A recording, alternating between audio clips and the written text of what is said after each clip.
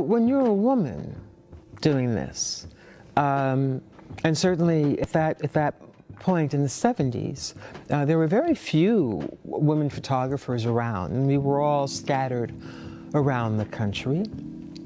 We certainly weren't taken very seriously, and we certainly weren't taken very seriously by men, for the most part. Dawoud was one of those artists who immediately took me seriously and took me at my word that this thing mattered to me and that I knew that there was something in it for me, that I could express something that was unique and that would be important. My name is Carrie Mae Weems, and I am a visual artist. And I make photographs primarily, but I also make films, videos. I do performance as well. Well, Dawoud was my photo teacher. He was my teacher at the Studio Museum in Harlem. And the Studio Museum of Harlem was a very, very important institution and remains so. But for me at that time, in the 70s, there was nothing like it.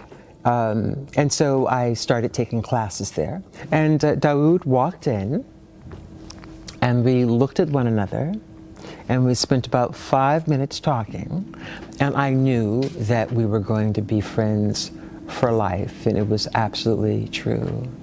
You know, our work is really very different, and the way we approach photography is very different. Dawoud spent a lot of time, spent many, many years, until most recently, actually really focused on portraiture. I was focused on sort of a split between the document and really the created world of constructed photography. You know, it's very interesting, you know, for all of Dawoud's work, all of his work,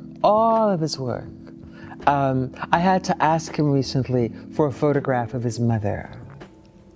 Now, he didn't use his family as a source of aesthetic inspiration in that particular way.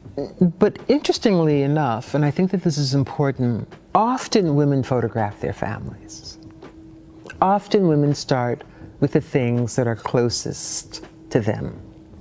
So women have actually a very unique role in the history of photography, in the way in which they've mapped intimacy and the ways in which they've mapped family. So women dominate domestic space and men dominate space outside, which I think is really sort of fascinating. And I think therein is one of the reasons that so many women have spent their first years documenting family and or documenting themselves. That is the thing that they can control. I mean, I think of my family not only as my family, but also emblematic of something that is larger than themselves, right? That, you know, they were sharecroppers, they're from the South, they migrated west, right? The entire family, they lived together in a very particular way. It's very, very, very tight. I think this idea of intimacy is that, right? Those things that are really close, right? They're like this.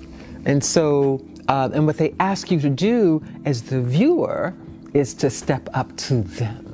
You have to step to them to see them, right? The text is this tiny, right? So you've got to lean, you have to literally and physically lean into the work. And then the work that's outside, in for instance, in the roaming series or the museum series, where architectural scale has its own presence, and that the human figure is always standing in relationship to the architecture, became really sort of significant to understand, right?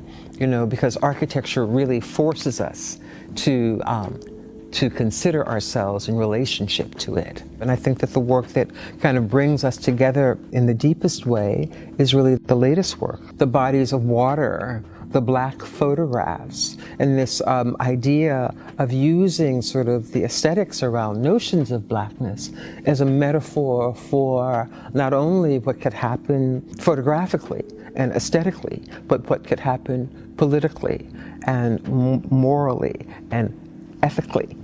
And so they're highly constructed abstractions. In a way, they're very similar to my pieces, like Painting the Town or The Constructed History. They sort of merge in a really interesting way. And I think that work is really kind of exciting.